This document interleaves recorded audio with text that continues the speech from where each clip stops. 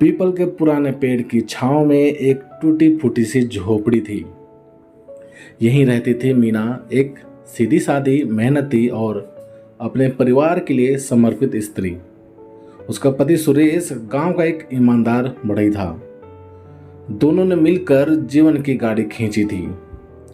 मुश्किलें थीं, मगर प्यार और समझदारी ने सब आसान कर दिया था।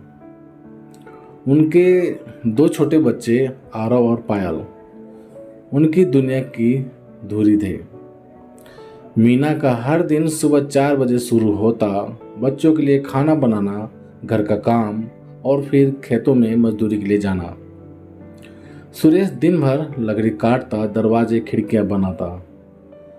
जिंदगी कठिन थी, लेकिन चेहरे पर मुस्कान बनी रहती। लेकिन नियति को कुछ और ही मंजूर था।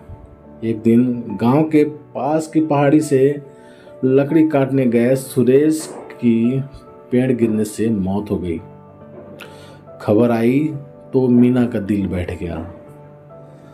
पायल की किताबें उसके हाथ से गिर पड़ी और आरव अपनी माँ की आंखों में पहली बार ऐसा डर देख रहा था जो उम्र से बड़ा था।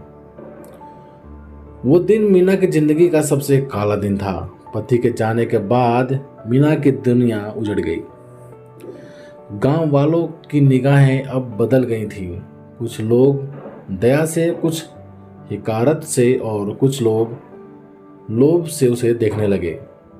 किसी ने कहा एक अकेली औरत ज्यादा दिन ये घर नहीं चलेगा, तो किसी ने सलाह दी बच्चों को किसी रिश्तेदार के पास भेज दो। मीना का सिंदूर पोंछ दिया गया, उसे पूजा पाठ से अलग रखा जाने लगा। एक दिन एक औरत ने त्योहार पर उसके घर पर दिए जलाने का ताना मारा। अब क्यों दीप जलाती हो? तुम्हारे जीवन का उजाला तो चला गया। मीना चुप रही, लेकिन अंदर टूटती रही। आर्थिक स्थिति दिनों दिन बिगड़ती गई। सुरेश का काम अधूरा पड़ा था, जिसका पैसा आना बाकी था, लेकिन लोग अब पैसे देने से मना करने लगे। बच्चे भूखे सोने लगे, रिश्तेदारों ने दूरी बना ली, लेकिन मीना ने हार मानने से इनकार कर दिया। उसने पुराने कपड़ों से झोले बनाना शुरू किया। पहले गांव में कोई खरीदने को तैयार नहीं था, लेकिन उसने हार नहीं मानी। एक दिन उसने अपने झोले शहर के हाट में बेचे।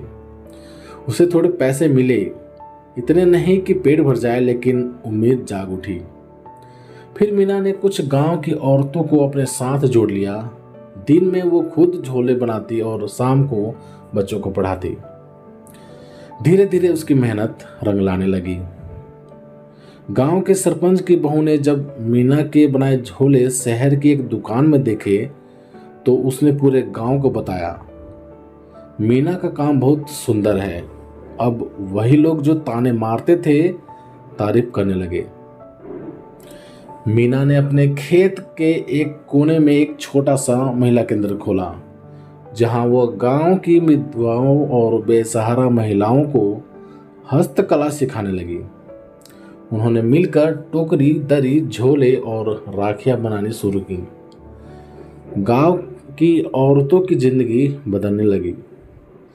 मीना की बेटी पायल ने अपने स्कूल में पहला स्थान प्राप्त किया और आरव ने ITI में दाखिला लिया।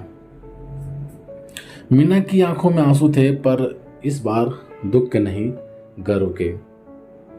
मीना अब सिर्फ एक विधवा नहीं थी, वह गांव की मीना दीदी बन चुकी थी।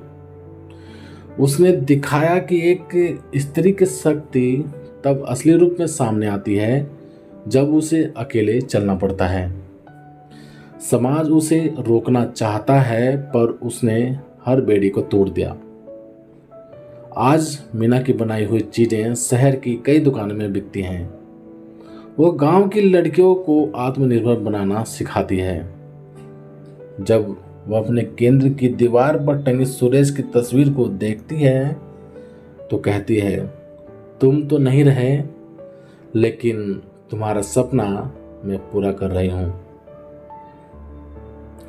तो प्यारे दोस्तों, आप सभी को ये कहानी कैसी लगी प्लीज़ कमेंट करके हमें ज़रूर बताएं। यदि ये कहानी आप सभी को पसंद आई हो तो लाइक करें, शेयर करें और चैनल पर नए हो तो प्लीज़ चैनल को सब्सक्राइब भी ज़रूर करें। चलिए दोस्तों, मिलते हैं आप सभी से एक और नई कहानी के साथ। तब तक के लिए जय हिंद, वंदे मातरम।